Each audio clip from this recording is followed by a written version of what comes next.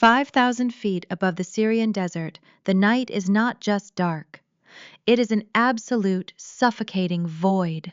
When you are strapped into the cockpit of an AH-64 Apache attack helicopter, enveloped in the pitch black of a moonless night, your biological eyes are utterly useless. Human instincts become a liability. You do not look out the window. Instead, you look through the IHADSS, the Integrated Helmet and Display Sighting System.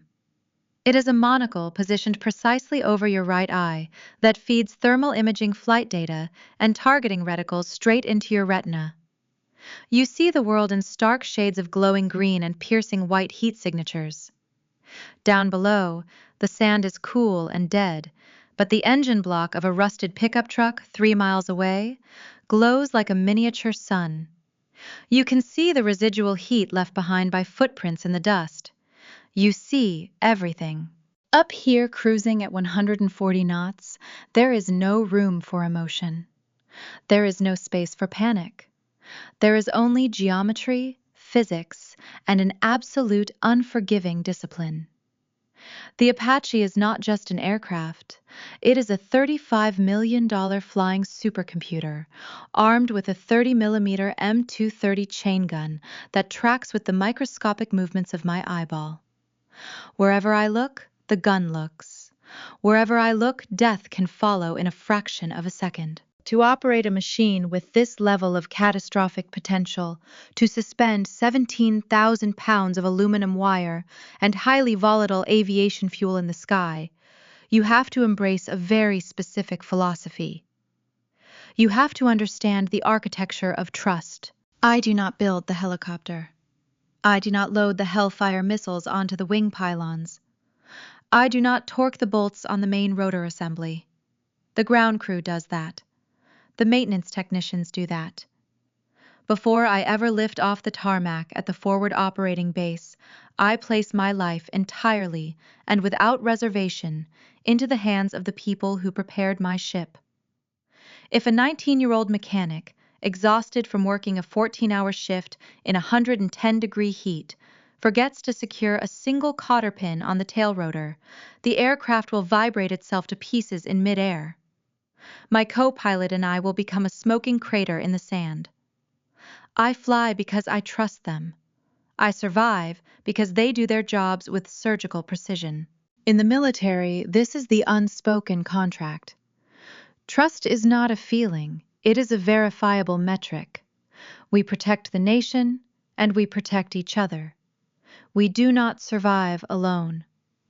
You trust your crew chief, you trust your wingman, and above all, you trust your blood. You trust your family to hold the line back home while you hold the line in the dark. My brother Marcus understood the concept of trust perfectly. He just understood it as a vulnerability to be exploited. Marcus is 8 years older than me. Growing up, he was the undisputed golden boy of the Carter family. He possessed that effortless, blinding charisma that made bank managers and investors hand him things for free. He was the guy who could talk his way out of a speeding ticket with a brilliant smile and a self-deprecating joke. He was a natural-born salesman, a closer, a man who spoke entirely in the language of tomorrow's promises. But charisma is a highly dangerous substitute for competence. While I was waking up at 4 a.m. to do knuckle push-ups in the freezing rain at West Point, fighting tooth and nail for a commission and a highly coveted slot in Army flight school, Marcus was busy being a visionary. At least, that is the title he put on his LinkedIn profile. To the rest of the analytical world, he was a serial failure in a tailored suit. Marcus was always chasing the next massive payout, the effortless millions that he believed he inherently deserved. A few years ago, it was a revolutionary healthcare logistics app that burned through $2 million of venture capital before the board of directors realized there was no actual proprietary software. Then it was a cryptocurrency exchange that mysteriously collapsed under the weight of its own leveraged debt, leaving him with a garage full of useless, overheated servers and a trail of furious angel investors. But nothing was ever Marcus's fault. He was a master of the corporate pivot, which is just a sanitized term for failing completely and walking away without apologizing to the people whose money you just incinerated. The market was rigged. His partners lacked vision. Government regulations stifled his genius. He was a misunderstood titan of industry, perpetually victimized by a mediocre world. He drove leased Porsches that he rolled over every 2 years to maintain the illusion of liquid wealth. He dined at Michelin-starred restaurants while dodging aggressive phone calls from creditors. He operated on the arrogant, delusional belief that the rules of mathematics, accounting, and consequence applied to the working class, but never to him. And standing right beside him, fueling his delusions of grandeur, was his wife, my sister-in-law, Chloe. If Marcus was a shark, always looking for the next meal, Chloe was the pilot fish swimming right beside him, demanding to be fed. She was a woman whose entire personality was meticulously curated for a luxury lifestyle aesthetic she absolutely could not afford. She was fiercely ambitious, but her ambition was entirely parasitic. She cared more about the designer label on her handbag than the structural integrity of the life she was building. Whenever I came home on leave, Chloe was polite. She always flashed a perfectly veneered, practiced smile. But as an aviator, I am trained to read micro-expressions and identify subtle threats. I could see the tight, bitter pull at the corners of her mouth when she looked at me. She resented me. She resented that I wore scuffed combat boots and a Nomex flight suit, while she wore red-bottom heels, yet I was the one with the pristine credit score and the guaranteed government paycheck. She resented that I was 24, single, and financially bulletproof. I had zero debt, I had a fully funded retirement account. Meanwhile, she was tied to a man who was constantly shuffling money between shell companies to hide from the IRS. They hid it beautifully. They played the part of the loving, supportive older brother and sister-in-law to absolute perfection. The trap was set 3 weeks before my deployment to the Middle East. I was scheduled for a brutal 9-month rotation. When you deploy to a combat zone, you leave your entire civilian existence in a state of suspended animation. But the bureaucratic world does not stop just because you are taking enemy fire. The IRS still expects your tax returns, the state still expects your vehicle registration fees, property taxes still need to be paid on time. If a pipe bursts in your house, someone needs the legal authority to deal with the insurance company. It is standard operating procedure for a deploying soldier to grant a power of attorney to a highly trusted family member. The Judge Advocate General's office actually mandates that we get our administrative affairs in order. It is a fundamental piece of military readiness. You cannot focus on dodging surface-to-air missiles if you are having a panic attack about your car being repossessed back in the States. Marcus invited me over for a farewell dinner at their rented, heavily mortgaged McMansion in the suburbs. It was a masterclass in psychological manipulation, though I would not realize the sheer sociopathy of it until much later. The house smelled of hickory smoke and expensive Cabernet Sauvignon. Marcus was grilling dry-aged ribeyes on the back patio, wearing an apron over a crisp polo shirt, laughing loudly, playing the role of the grounded patriarch. Chloe had set the dining room table with their best crystal and heavy silver flatware. The lighting was warm golden and inherently safe. It was the absolute antithesis of the cold, sterile briefing rooms and the aluminum shipping containers I was about to call home. It was the illusion of the hearth, the illusion of family. After dinner, we sat in his mahogany-paneled home office. Marcus poured me a glass of 20-year-old single malt scotch. He sat behind his massive desk, folded his hands, and looked at me. His eyes were swimming with what I genuinely believed was brotherly pride and deep, agonizing concern. "Carter," he said, his voice dropping to a soothing, protective register. "I hate that you are going back over there. I watch the news. It is getting chaotic. I just want you to know that you do not have to worry about a single thing back here. Your only job is to fly that bird, keep your head down, and come back to us in one piece. We will hold the line at home." Chloe sat next to him on the leather sofa, placing a manicured hand gently on his knee. We mean it, sweetie. You are family. We are so proud of you. Please let us carry the boring, stressful stuff while you are gone. Marcus reached into his desk drawer and pulled out a thick, neatly stapled manila envelope. He slid it across the polished wood toward me. I had my corporate lawyer draft this up, Marcus said casually, taking a sip of his scotch. It is a special power of attorney. It is strictly limited. It just allows me to file your federal taxes, handle your car registration, and deal with your bank if there are any weird fraud alerts while you are off the grid in a communications blackout. The JAG office said this is exactly what you need to keep your assets frozen and safe. I took the document. I flipped through the dense, heavily formatted pages. It looked standard. The legal jargon was thick, but the premise made logical sense. I had signed a similar document for him during my first, shorter deployment 2 years prior, and everything had gone smoothly.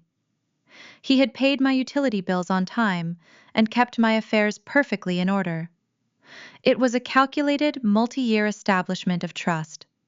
A long con. And Marcus added, leaning forward, his tone shifting to one of serious administrative responsibility. I bought a new biometric fireproof safe for the office. I know you have to keep your physical documents secure, your birth certificate, your social security card, your passport, and your security clearance files. Bring your lockbox over tomorrow, before you head to the base. I will put it in the safe. Nobody touches it but me. If the military needs anything while you are deployed, I will have it ready to scan and encrypt. My security clearance. As an Army aviator, I hold a top-secret sensitive compartmented information clearance, the TSSCI. It is the absolute highest level of security clearance granted by the United States government. Earning that clearance requires an agonizingly deep, invasive background check by the FBI and the Defense Counterintelligence and Security Agency. They comb through every single detail of your existence. They interview your high school teachers, your neighbors, your ex-boyfriends. They analyze every penny of your debt. They strap you to a polygraph machine to ensure you cannot be blackmailed, bribed, or compromised by a foreign intelligence service. In the eyes of the federal government, my name is synonymous with absolute integrity and unquestionable loyalty. My identity is a golden ticket in the world of federal bureaucracy. My financial and legal standing is immaculate. I looked at my brother. I did not see a desperate failing businessman drowning in off-the-books debt. I saw the man who used to read me bedtime stories when our parents were working late shifts. I saw the man who taught me how to throw a baseball. I saw my blood. I reached into my pocket, pulled out a pen, and signed my name on the dotted line of the special power of attorney. The next morning, I handed him a heavy steel lockbox containing my social security card, my certified birth certificate, and the physical copies of my top-secret clearance adjudication. He hugged me tight on his driveway. "Watch your six, little sister," he whispered into my hair. "I have got everything locked down here, I promise." I drove away, feeling a profound sense of relief. I was unburdened. I was ready for war, sitting here now, alone in the cockpit, staring into the endless green void of the infrared display, listening to the rhythmic, hypnotic thud of the rotor blades chopping through the cold desert air. That memory feels like a scene from someone else's life. I trusted my brother to guard my home front. I handed him the keys to my identity, believing he was protecting my flank. I did not know that, the moment my boots left American soil, Marcus did not just lock my documents in a safe. He took my pristine military record, my unblemished federal standing, and the absolute trust of the United States government, and he weaponized them. He did not just steal from me. He built a fraudulent shadow empire in my name. And in doing so, he put the blood of American soldiers on his hands and a federal noose around my neck. But Marcus made one catastrophic miscalculation. He forgot what I do for a living. He forgot that I do not just fly a machine. I am the machine. And when a target paints itself on my radar, I do not hesitate. 14 hours. That is how long my co-pilot and I had been strapped into the crash seats of the Apache, flying continuous close air support sorties over the Syrian desert. 14 hours of breathing recycled air laced with the sharp metallic scent of avionics cordite and heavy jet fuel. My Nomex flight suit was completely saturated with sweat, clinging to my skin like a second layer of armor. Every muscle in my back was locked in a rigid, aching spasm from the violent, relentless vibrations of the rotor mast. When the wheels of our aircraft finally touched down on the reinforced concrete of the forward operating base, all I wanted was a cold shower and 4 hours of uninterrupted, dreamless sleep. I went through the shutdown sequence automatically, throttles to idle, auxiliary power unit engaged, rotors coasting down. The deafening roar of the twin turboshaft engines faded into a high-pitched whine, and then finally, the heavy silence of the desert night. I unbuckled my 4-point harness, grabbed my heavy helmet bag, and popped the canopy door. Usually, the moment the blades stop turning, the ground crew chief is waiting at the bottom of the aircraft with a maintenance logbook and a tired salute. This time, there was no crew chief. Standing on the tarmac, bathed in the harsh sodium yellow glare of the flight line floodlights, were 2 military police officers. They were in full tactical battle rattle, Kevlar helmets, heavy plate carriers, and their hands resting casually but purposefully near the grips of their holstered service weapons. I climbed down the side of the aircraft. Before my boots even hit the ground, the lead military police officer stepped forward. He did not salute. In the military, when an enlisted guard does not salute a commissioned officer on the flight line, the atmosphere instantly turns to ice. It means the chain of command has been suspended. "Chief Warrant Officer Carter," he said, his voice flat and devoid of any professional courtesy. "You need to hand over your sidearm, your encrypted radio, and your flight logs right now. You are coming with us." In a combat zone, disarming an aviator on an active flight line is an extreme protocol. It means you are no longer considered a friendly asset. It means you are a suspected insider threat. I did not ask questions. I did not demand to see my commanding officer. I unclipped my drop-leg holster, handed over my 9mm pistol, and let them escort me off the tarmac. They did not take me to the Aviation Tactical Operations Center. They walked me in complete silence to a secure, windowless compound at the far edge of the base. It was a sensitive, compartmented information facility, commonly known as a SCIF. It is a room built specifically to prevent electronic eavesdropping. The walls are lined with copper mesh and acoustic dampeners. You cannot bring a cell phone, a smartwatch, or even a digital pacemaker inside. It is an absolute electromagnetic vacuum. The officer opened the heavy steel vault door. I stepped inside. The door slammed shut behind me, the locking bolts engaging with a sound like a gunshot. The room was freezing.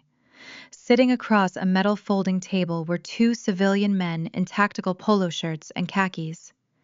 They did not look like soldiers. They looked like forensic accountants who carried guns. "Sit down, Carter," the older of the 2 men said, intentionally omitting my rank.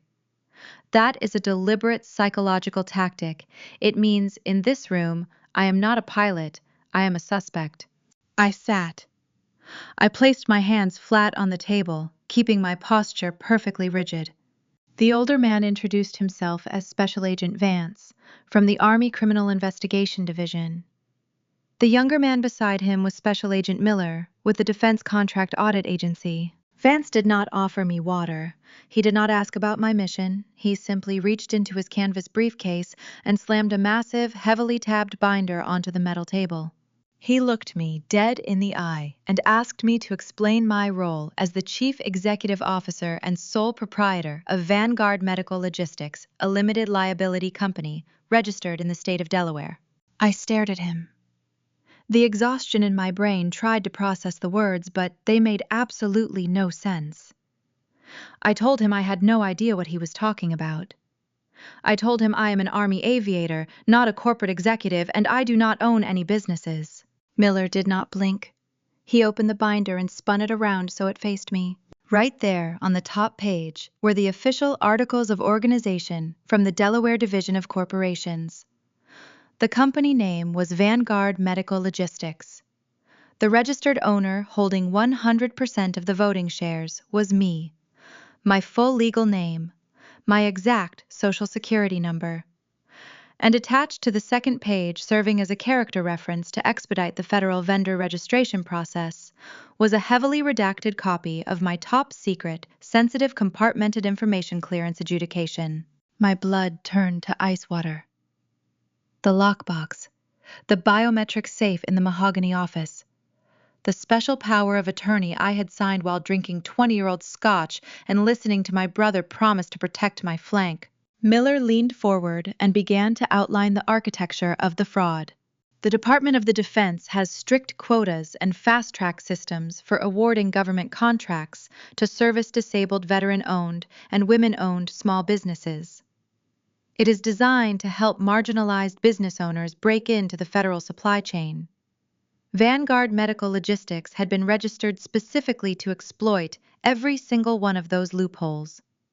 Because my highly vetted security clearance was attached to the file, the registration bypassed the standard rigorous background checks. The Pentagon saw a highly decorated, actively deployed female combat pilot with a flawless security record, and they rubber-stamped the vendor application. 30 days after I deployed, Vanguard Medical Logistics was awarded a $5 million sole source contract to supply emergency trauma kits to the Defense Logistics Agency. Specifically combat application tourniquets and hemostatic gauze designed to stop massive arterial bleeding on the battlefield. Miller flipped to the financial ledger. $2 million had already been dispersed in the first phase of the contract. The money had been wired into a commercial bank account. The signatory on that account, operating under the title of Chief Operating Officer with full administrative authority via a special power of attorney, was my brother Marcus. I sat perfectly still. The sheer magnitude of the betrayal was suffocating. Marcus had not just stolen my identity to open a credit card. He had wrapped himself in my uniform and used my physical absence in a war zone to siphon millions of dollars from the United States military. But the defense auditor was only the first half of the nightmare. It was the criminal investigator Vance who delivered the kill shot. Vance reached under the table and placed a clear plastic evidence bag on top of the financial ledgers. Inside the bag was a black nylon tourniquet. It was covered in dried, flaking, dark brown blood. "This is not a white-collar crime investigation," Carter Vance said, his voice dropping to a low, venomous whisper. "This is bloodbath." He pointed to the plastic windlass rod of the tourniquet inside the bag. The rod was snapped violently in half. Vance explained that 3 days ago, a quick reaction force of Army Rangers got ambushed in a dry riverbed near the border. A 20-year-old corporal took a high-velocity round straight through his right thigh, severing his femoral artery. The platoon medic dragged him behind cover, ripped open a Vanguard Medical Logistics trauma kit, and applied this exact tourniquet. But when the medic twisted the rod to lock down the blood flow, the plastic snapped. It snapped because Marcus did not use the $2 million to buy FDA-approved medical-grade equipment from American manufacturers. To maximize his profit margins, my brother went to the dark web. He sourced hundreds of thousands of counterfeit, unregulated trauma kits from a sweatshop in a hostile foreign nation. The plastic was cheap, brittle, and structurally compromised. He imported the garbage, rented a warehouse, had cheap laborers repackage them into sterile bags, slapped a fraudulent Made in USA sticker on the front, and shipped them straight to the Pentagon. That 20-year-old Ranger bled out in the dirt for 10 minutes while the medic desperately tried to improvise a new tourniquet. The kid was currently in a medically induced coma at a regional medical center in Germany, fighting for his life. Vance looked at me with absolute disgust. He told me that if that boy dies, the Department of Justice will upgrade the charges from wire fraud and violating the False Claims Act directly to manslaughter and treason. And because I am the sole legal owner of the company, and because Marcus was operating under a legally binding power of attorney that I willingly signed, I am the primary target of the federal indictment. I am looking at 25 years to life in a federal penitentiary. They informed me that my flight status was immediately and indefinitely suspended. I was grounded. For an aviator, having your wings stripped away is the ultimate psychological execution. You are dead weight. I was to be confined to my quarters pending a formal military hearing, which is the precursor to a court-martial. Before they escorted me out, I looked at Vance. I asked him if I could check my civilian email on a monitored terminal. I told him I needed to see the communication logs. I needed to see what the enemy was doing. Vance hesitated, then nodded. He slid a secure military laptop across the table and logged in. I opened a browser and navigated to my civilian inbox. There were dozens of automated alerts, but at the very top of the inbox was an email from Chloe sent just 12 hours ago. The subject line read simply, "Thinking of you." I clicked open the email. The image loaded slowly over the satellite connection. It was a high-resolution photograph of Marcus and Chloe. They were standing on the circular brick driveway of a massive, sprawling architectural masterpiece of a house.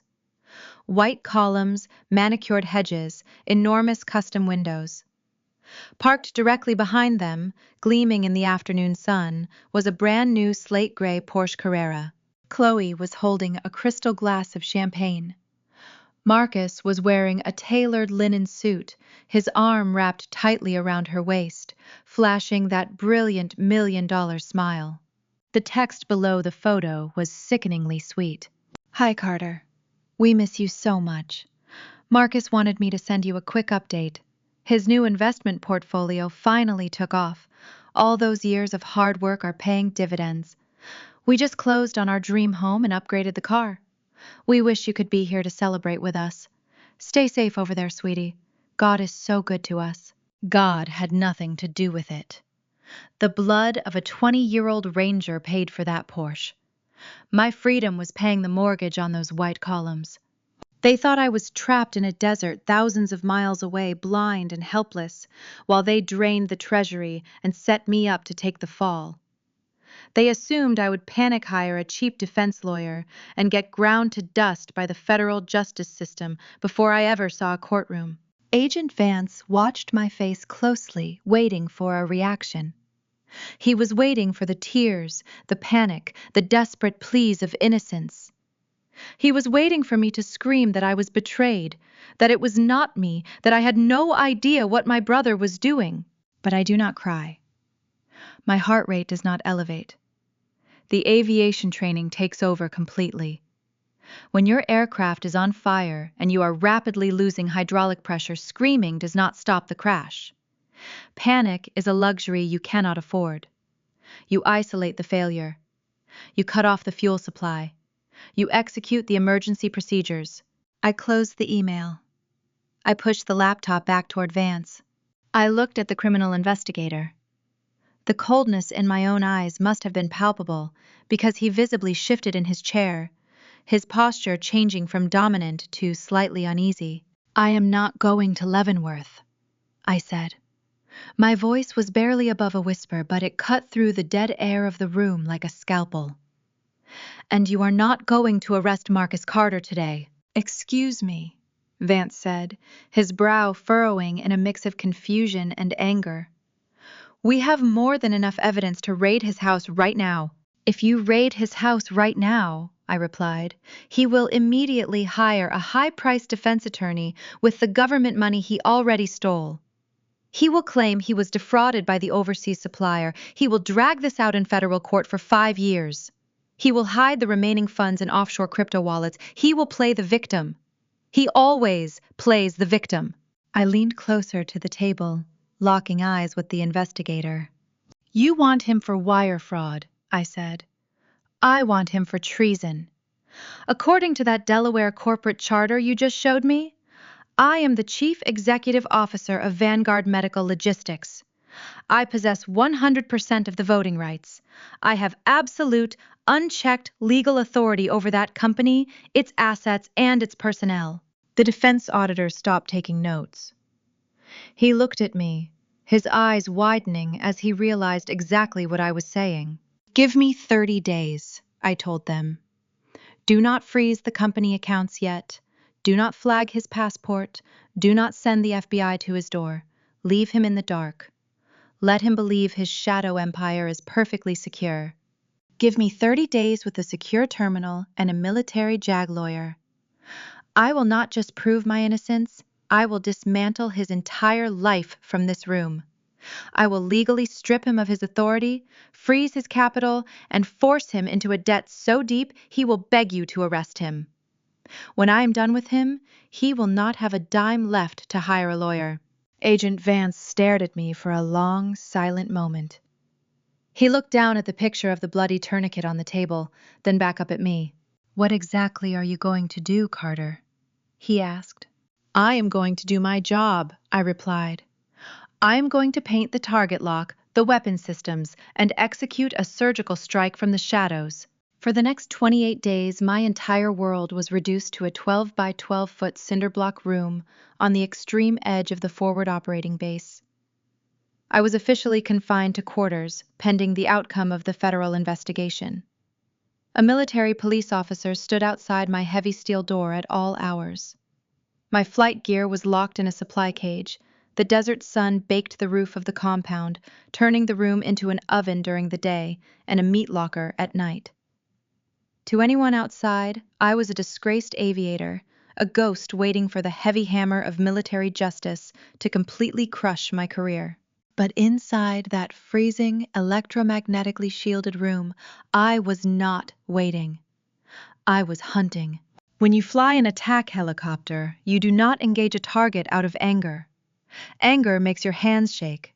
Anger makes you pull the cyclic control too hard and overcorrect. You engage a target with cold, calculated precision. You isolate the threat, you lock the weapon systems, and you neutralize it. I realized very quickly that dismantling a shadow corporation required the exact same psychological discipline. Agent Vance from the Criminal Investigation Division kept his word. He did not freeze the company accounts. He did not send the FBI to kick down my brother's door. He gave me the 30 days I asked for. The Department of Defense provided me with a secure tactical laptop, a satellite uplink, an endless supply of terrible military coffee, and Captain David Hayes. Captain Hayes was a senior attorney in the Judge Advocate General Corps. But before he put on an Army uniform, he had spent 10 years working as a ruthless corporate litigator for a massive firm in Manhattan, specializing in hostile takeovers, contract law, and white-collar fraud. He was brilliant, pragmatic, and he hated stolen valor just as much as I did. Together, we turned the interrogation room into a war room.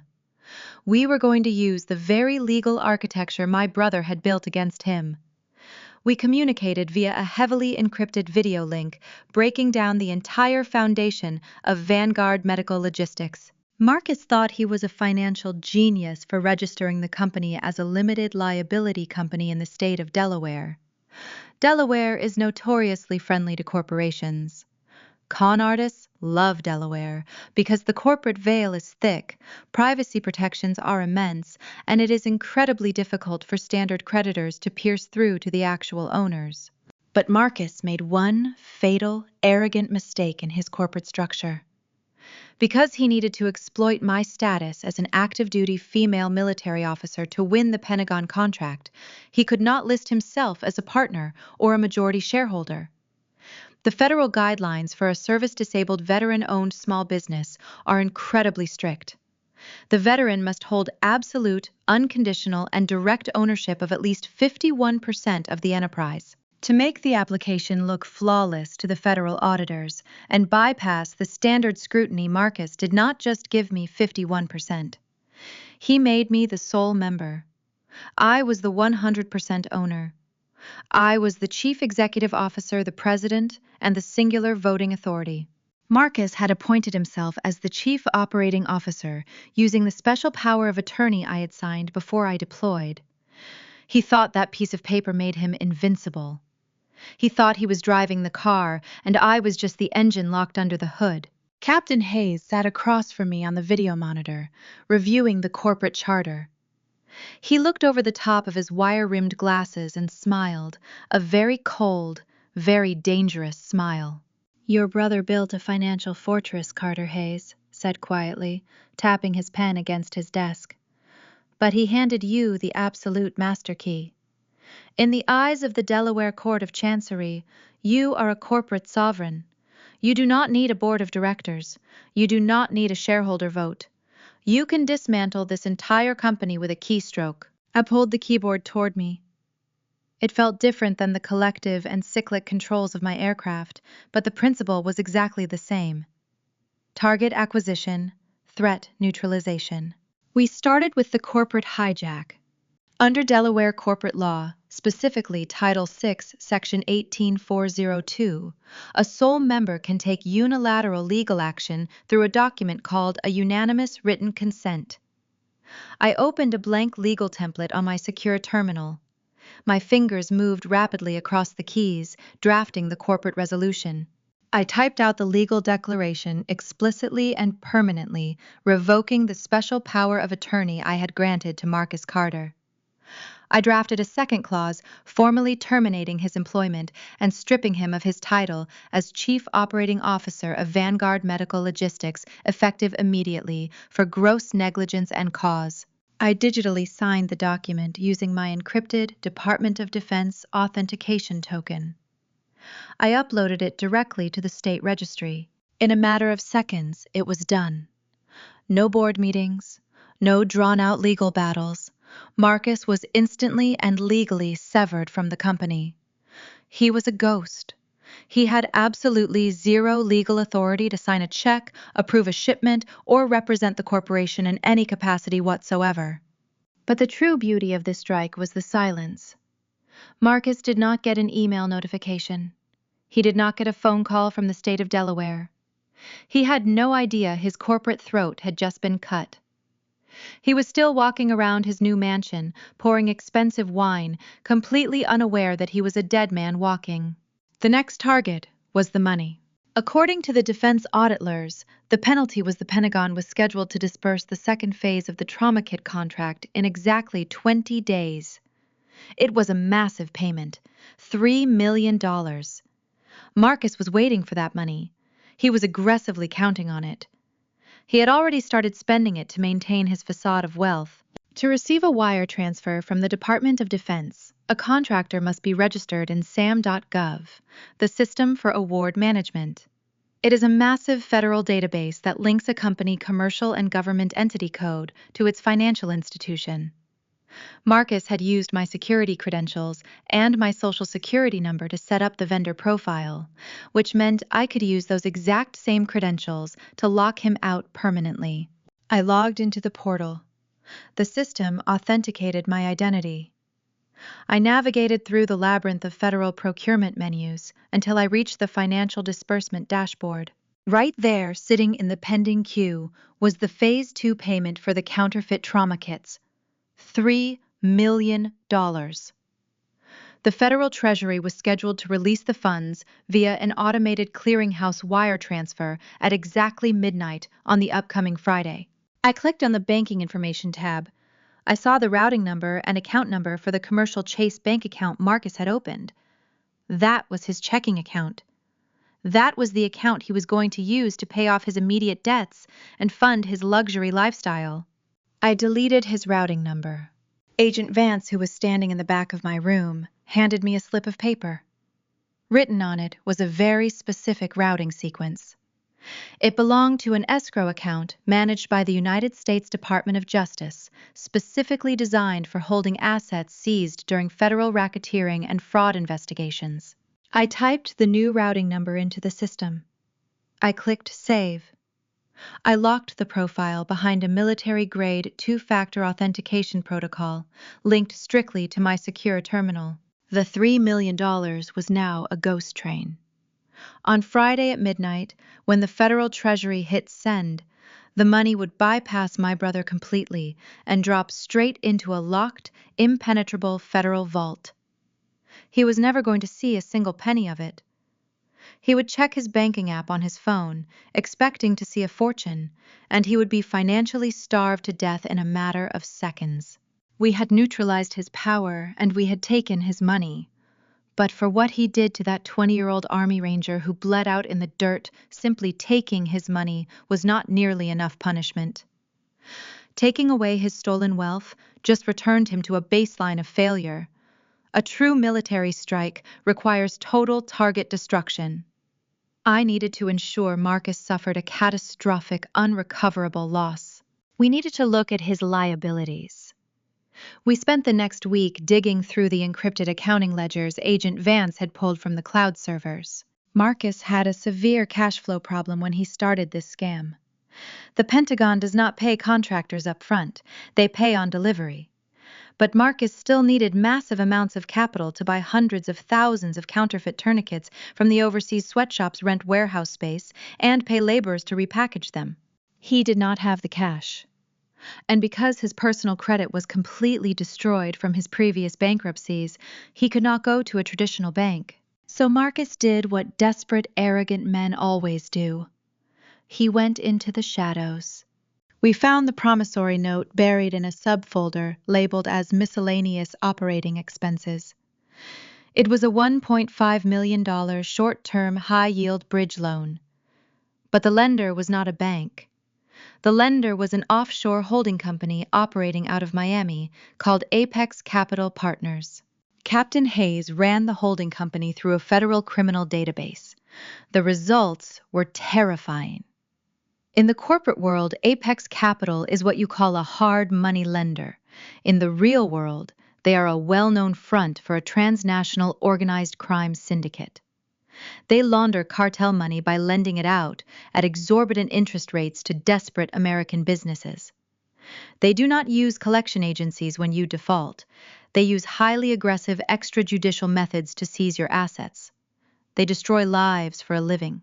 Marcus had borrowed $1.5 million of cartel money, promising to pay it back this Friday, the exact moment the $3 million federal wire transfer hit his account. The loan carried a 30% interest rate and a strict balloon payment. He had signed the loan agreement using his title as Chief Operating Officer of Vanguard Medical Logistics. He assumed the corporate veil of the LLC would protect his personal assets if everything went wrong. He assumed the company would carry the debt. It was time to introduce my brother to the doctrine of ultra-virus. Ultra-virus is a Latin legal term. It translates to beyond the powers. In corporate law, if an officer of a company commits an act that is fundamentally illegal or explicitly outside the authorized scope of the business charter, that act is considered ultra-virus. When that happens, the protective shield of the corporation evaporates for that specific officer. I opened a new unanimous written consent template. I drafted a brutal, airtight legal declaration. As the sole member and CEO, I formally declared that Marcus Carter, acting as an unauthorized rogue agent, engaged in the illegal acquisition of non-FDA compliant counterfeit medical devices. I stated that this action was a severe breach of his fiduciary duty, a violation of federal law, and fundamentally violated the core operational charter of Vanguard Medical Logistics. Then Captain Hayes helped me draft the kill shot, the indemnification severance clause. By officially designating his actions as criminal and unauthorized, the LLC legally disavowed all contracts associated with that specific illegal action. I wrote that Vanguard Medical Logistics officially disavowed the $1.5 million loan from Apex Capital Partners. Because the funds were used to commit a federal crime, the debt could not be legally assigned to the corporate entity. I signed the document and filed it into the corporate ledger. The moment that document was finalized and authenticated, the corporate veil shattered. The $1.5 million loan was no longer a corporate liability. Vanguard Medical Logistics owed the cartel absolutely nothing. The debt was instantly, legally, and permanently transferred to the man who signed the paper. Marcus was now the sole personal guarantor of a $1.5 million debt to a violent criminal syndicate, and on Friday at midnight, he was going to have exactly $0 in his bank account to pay them back. The Miami loan sharks would not sue my company. They would come directly from Marcus. They would place liens on his new mansion. They would repossess his slate gray Porsche. They would freeze his personal accounts and drag him into a nightmare that would last for the rest of his natural life. I closed the laptop. The trap was perfectly set. Every wire was connected, every charge was primed. Agent Vance walked up to the table. He looked at the stack of printed corporate resolutions on the desk, then looked at me. His expression was a mixture of deep respect and slight terror. "It is done," I told him, leaning back in my chair. "The company is sanitized. The federal funds are secured in your escrow account. The suspect is entirely isolated and financially naked." Vance nodded slowly. "Friday is the disbursement date," he said. "He thinks he is getting $3 million. Our surveillance teams report that your brother hired a luxury catering company. He is throwing a massive black-tie dinner party at his new mansion on Friday night to celebrate his immense success. The local elite, investors, real estate developers, they will all be there." Vance looked at me carefully. "We have an arrest warrant ready to execute for the wire fraud and the False Claims Act violations. We can raid the party at 9 p.m. We are going to tear his life apart down to the floorboards." I stood up from the metal folding table. I smoothed down the fabric of my uniform. "No," I said softly. "Do not raid the party at 9. Let him drink his champagne. Let him give his arrogant speeches. Let him look at his beautiful wife and his wealthy friends and feel like a king. Wait until midnight. Wait until he checks his bank account and realizes the money is not there. Wait until the panic sets in." I picked up my cover and placed it under my arm. "I am catching a military transport flight back to the States tonight," I told the federal agent. "I have a dress uniform that needs pressing. I am going to attend my brother's party. I want to be the one to hand him the bill." The drive from the military airfield to the affluent suburbs of Northern Virginia took exactly 42 minutes. I did not turn on the radio. I drove in complete silence, watching the landscape shift from industrial concrete to manicured, sprawling wealth. The air conditioning in the rental car was turned all the way down, keeping my uniform crisp and my core temperature strictly regulated. Tonight, I was not wearing civilian clothes. When a military officer is required to project absolute, immovable authority, we wear the Army service uniform, the dress blues. Every single millimeter of the uniform is governed by strict regulations designed to physically manifest the discipline of the United States government. The midnight blue coat was tailored to sit perfectly flat against my shoulders. The heavy gold braid running down the side of my sky blue trousers was flawless. The brass buttons were polished until they mirrored the dashboard lights. Pinned directly above my left breast pocket, resting exactly 1/4 inch above my ribbons and commendations, were my senior Army Aviator wings cast in heavy oxidized silver. My hair was pulled back into a regulation bun so tight it pulled at my scalp. I was a walking, breathing instrument of federal power. I parked my car 2 blocks away from the estate. I did not want the valet to announce my arrival. I wanted to breach the perimeter silently. As I walked down the tree-lined street, the sheer, grotesque scale of my brother's stolen wealth became vividly apparent. The driveway of the massive, white-pillared mansion was choked with imported luxury vehicles. Range Rovers, Mercedes-Benz sedans, and parked right at the front, gleaming under the warm amber glow of the custom gas lanterns, was the slate-gray Porsche Carrera they had bought with the blood of an American soldier. I walked up the sweeping brick steps. The heavy mahogany double doors were wide open to let the cool evening breeze circulate through the grand foyer. I could hear the elegant, complex melody of a live string quartet drifting out into the night, mingling with the sounds of clinking crystal and the arrogant, insulated laughter of the local elite. I stepped over the threshold and walked into the lion's den. The interior of the house was suffocatingly opulent. Crystal chandeliers hung from vaulted ceilings. Waiters in black vests and white gloves were circulating through the crowd of 80 people, carrying silver trays loaded with champagne flutes and artisanal caviar. The guests were real estate developers, angel investors, and high society socialites. They were the exact people Marcus had spent his entire pathetic life trying to impress. At the center of the massive living room, standing on a slightly elevated marble hearth, was my brother. He was wearing a custom-tailored black tuxedo, holding a glass of scotch, holding court. He was telling a story, laughing loudly, perfectly playing the role of the brilliant, self-made defense contractor. Chloe was standing right beside him, draped in a backless crimson silk evening gown, a diamond tennis bracelet glittering heavily on her wrist. She looked like a queen surveying her kingdom. It took exactly 20 seconds for the psychological weight of my uniform to ripple through the crowd. It started near the entryway. A local politician noticed the dark blue tunic, the gold stripes, and the medals. He stopped talking mid-sentence. The woman next to him followed his gaze, and her smile vanished. The silence spread across the room like a cold front moving rapidly from guest to guest until the entire party fell into a strange, heavy quiet. Even the string quartet, sensing the massive shift in the room's atmosphere, awkwardly stopped playing. Marcus frowned at the sudden silence. He turned his head, his eyes sweeping across the crowd until they locked onto me. For one fraction of a second, the charismatic mask completely slipped.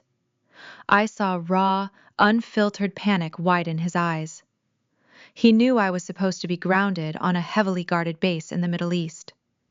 He knew my physical presence in his living room was a catastrophic impossibility. But Marcus was a sociopath, and sociopaths are exceptional actors. Within half a second, the panic vanished, instantly replaced by his trademark blinding smile.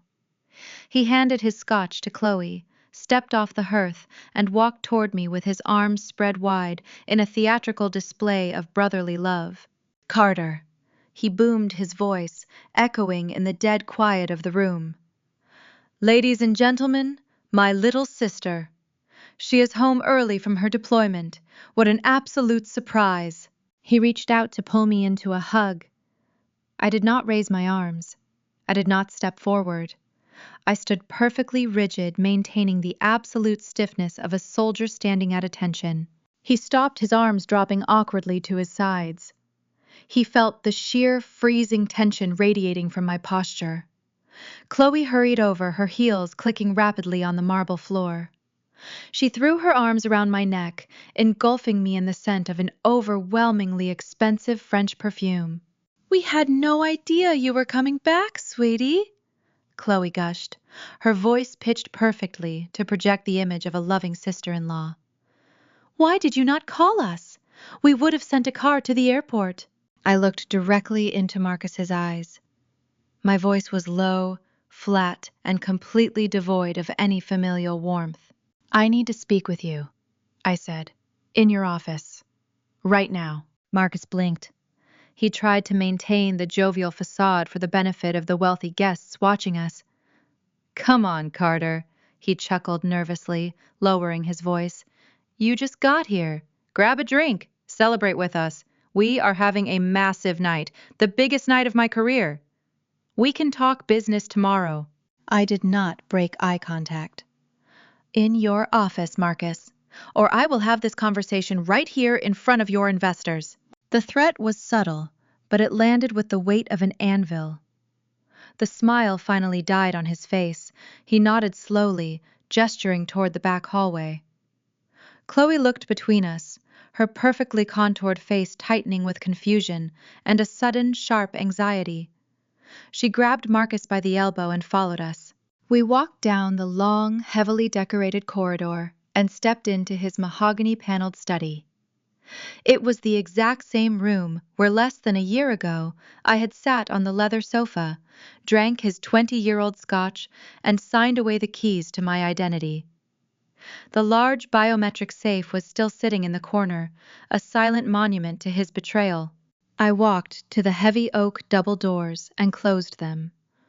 The sound of the party instantly vanished, sealed away by the thick wood. I reached out and engaged the heavy brass deadbolt.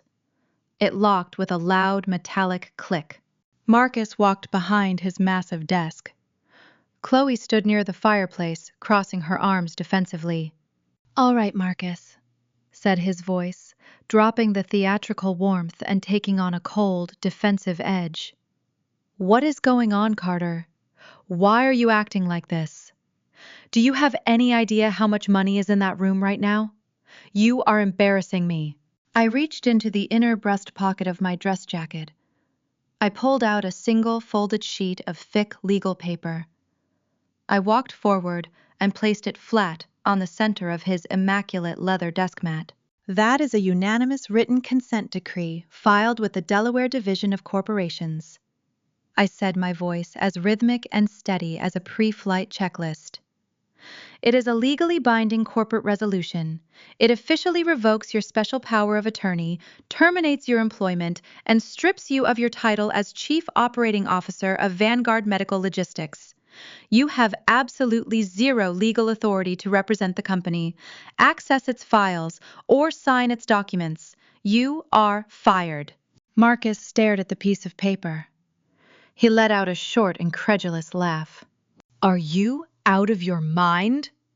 he asked, leaning forward and planting his hands on the desk. "You cannot fire me. I built that company. I secured the Pentagon contract. You are just a name on a piece of paper. You are a figurehead. You have no idea how business works." "Actually," I replied smoothly, "under Title VI, Section 18402 of the Delaware Code, I am the sole member and the singular voting authority. I do not need a board of directors. I do not need your permission. I am the sovereign authority of that entity, and as of 10 days ago, you were legally severed from it." Chloe stepped forward, her voice rising in panic. "Marcus, what is she talking about? What did she do?" Marcus waved a hand at her dismissively, though I could see a bead of sweat forming on his temple. "It is a bluff, Chloe. She is trying to scare us. It does not matter what paper she filed. The federal wire transfer hits my Chase account at midnight. Once that $3 million clears, I am transferring it to an offshore holding account. She cannot touch it." He pulled back the sleeve of his tuxedo jacket and looked at his heavy, diamond-encrusted watch. "It is 11:58. You are 2 minutes late, little sister." I reached into my pocket again. I pulled out the printout from the sam.gov database. I placed it on the desk next to the corporate resolution. I tapped my finger directly on the routing number section. "When you log into the federal vendor portal to update financial information," I explained quietly, "the system requires the primary security clearance holder to authenticate the change, which means I was the only person on Earth who could permanently lock the profile. I deleted your Chase routing number. I replaced it with a routing sequence belonging to a locked escrow vault managed by the United States Department of Justice." Marcus froze. He stared at the printout. The blood drained from his face with terrifying speed, leaving him looking like a wax mannequin. At midnight, I continued, my voice merciless and flat. "The federal treasury is going to send $3 million, but it is not going to your commercial bank. It is bypassing you completely and dropping straight into a federal evidence locker." Marcus frantically grabbed his cell phone from his pocket. His hands were shaking so violently, he almost dropped it on the desk. He fumbled with the screen, desperately opening his banking application. He refreshed the screen. He refreshed it again. He stared at the glowing blue numbers. The balance was exactly where it had been an hour ago. Barely enough to cover the catering bill for the party outside. "No," Marcus whispered, his voice cracking, the arrogance completely shattering into a million pieces. No, you cannot do this. You have no idea what you just did. I know exactly what I said. You took a $1.5 million short-term bridge loan from Apex Capital Partners in Miami. You borrowed cartel money to buy your inventory. The balloon payment is due tonight. Chloe let out a sharp, horrified gasp. She looked at Marcus, her eyes wide with absolute terror. You borrowed money from who? Marcus, you told me the investors covered the initial overhead. You told me we were clear. Marcus ignored her. He was hyperventilating, gripping the edges of the desk so hard his knuckles were stark white. Carter, please, he begged, his voice high and entirely stripped of its pride. You have to reverse the wire. You have to call the bank. If I do not wire Apex that money tonight, they are not going to sue me. They are going to kill me. They will take the house. They will take everything. The LLC has to cover the debt. The company owes the money. I reached into my jacket for the third and final time. I pulled out the ultra-virus legal declaration. I dropped it on top of the other documents. The company does not owe anything, I said softly. I pointed to the document. This is an indemnification severance because you used that cartel money to buy illegal, counterfeit, non-FDA compliant medical equipment. Your actions violated the fundamental operational charter of the company. Under the doctrine of ultra-virus, the protective veil of the LLC evaporates. The corporation formally disavows the debt. I leaned over the desk, bringing my face mere inches from his. Vanguard Medical Logistics does not owe the cartel $1.5 million, Marcus. You do. You are the sole personal guarantor of a debt to a transnational crime syndicate, and you have absolutely no money to pay them. You are bankrupt. You are financially dead. Chloe broke. The illusion of the loving, supportive wife vanished in an instant. She backed away from the desk, looking at Marcus like he was a diseased animal. I am leaving, she stammered, her voice shrill and panicked. I am packing my bags. I am not going down for this. I did not sign any of those papers. This is your fault, Marcus. You told me you had it under control. She turned and sprinted for the heavy oak doors, desperately trying to unlatch the deadbolt to escape the burning ship. But the financial destruction was only the first part of the strike. I needed him to understand why I did it. I unzipped the small black leather pouch hanging from my belt. I pulled out the clear plastic evidence bag provided by Agent Vance. Inside was the black nylon tourniquet, its plastic windlass rod violently snapped in half. The fabric deeply stained with the dried, rusted brown blood of the 20-year-old Army Ranger. I threw the bag onto his chest. It hit his tuxedo shirt and bounced onto the desk. Marcus flinched violently, staring at the bloody plastic as if it were a venomous snake. That blood belongs to a 20-year-old corporal, I whispered, the cold fury finally bleeding into my voice. He took a high-velocity round to the femoral artery. The medic tried to save his life using one of the counterfeit tourniquets you bought from a sweatshop to increase your profit margin. The plastic snapped. He bled out in the dirt while you were test driving your Porsche.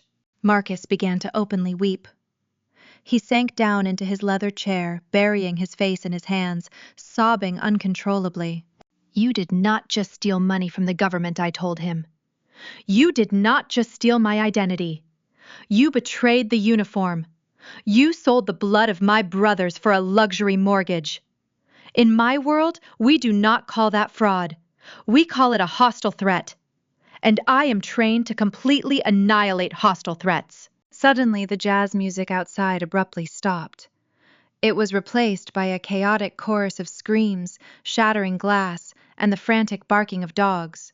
Through the large bay window of the study, the dark driveway was suddenly illuminated by an aggressive, blinding barrage of flashing red and blue lights. A dozen armored black SUV vehicles had driven directly over the manicured lawn surrounding the estate. Men wearing heavy tactical armor, emblazoned with the letters FBI and CID, were swarming the property, pushing the wealthy party guests against the walls. Heavy, violent pounding echoed from the front of the house. "Federal agents! Open the door! We have a warrant!" Chloe collapsed against the wall, sliding down to the floor, sobbing hysterically as the reality of federal prison finally crushed her parasitic ambition.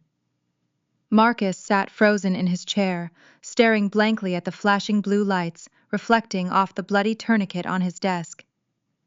He was a hollowed-out shell of a man. His empire was dust. I turned around, unlocked the heavy brass deadbolt of the study doors, and pulled them open just as a team of federal agents rushed down the hallway, their assault rifles raised. Agent Vance stepped through the doorway, taking in the scene. He looked at the crying woman on the floor, the broken man behind the desk, and then he looked at me. "Target secured," I told the investigator. "The area is yours." I walked past the federal agents, my dress shoes clicking rhythmically on the hardwood floor. I walked through the grand foyer, past the terrified, silent crowd of local elites who were now being systematically handcuffed and questioned. I walked out the front doors, down the brick steps, and out into the cool, silent night. I did not look back at the mansion. I did not look back at the flashing lights. I adjusted the cuffs of my dress uniform, perfectly aligned and flawless, and walked away into the dark. The mission was complete. The honor was restored.